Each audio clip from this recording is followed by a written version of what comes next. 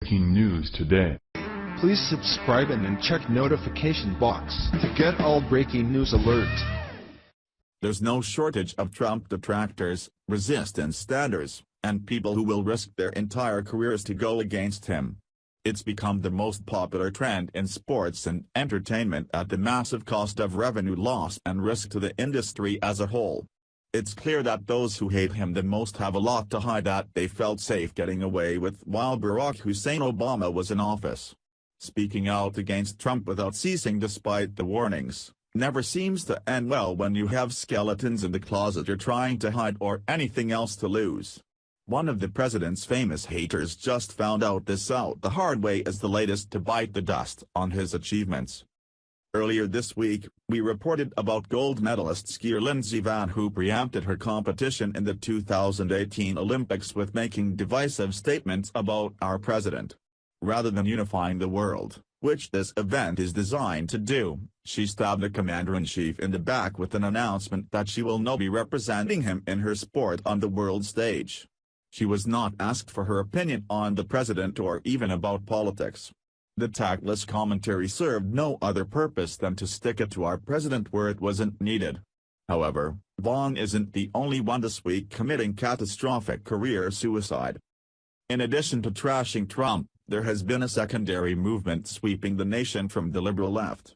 It takes a direct aim at holding powerful men accountable for sexual harassment, misconduct, and assault has now named a prominent liberal serial harasser.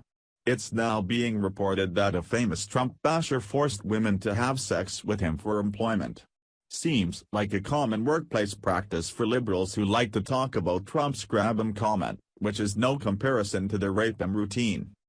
The left lost another prominent voice tonight. Conservative commentator Mike Cernovich said, as news came out that PBS late-night talk show Tavis Smiley has been suspended from his prominent position after allegations of what's become the phase of the decade, sexual misconduct.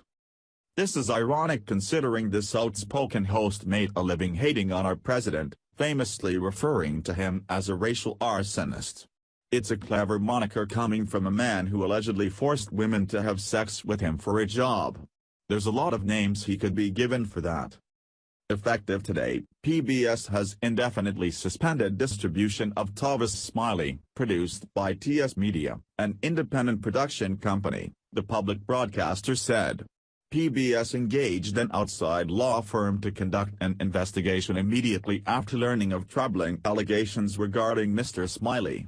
This investigation included interviews with witnesses as well as with Mr. Smiley.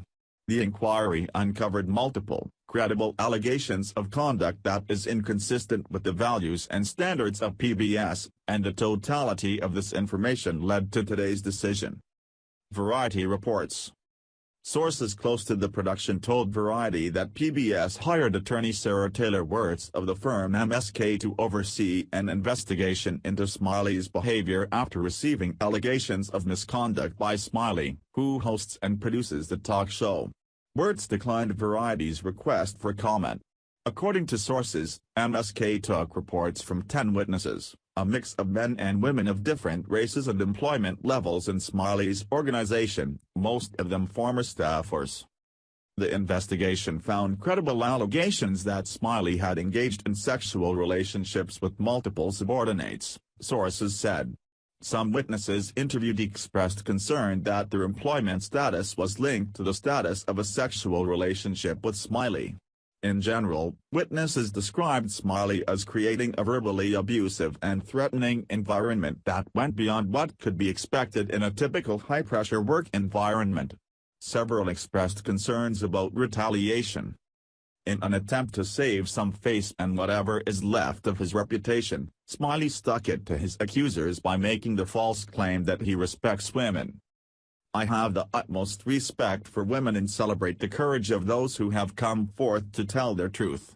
To be clear, I have never groped, coerced, or exposed myself inappropriately to any workplace colleague in my entire broadcast career, covering 6 networks over 30 years, Smile said in a statement.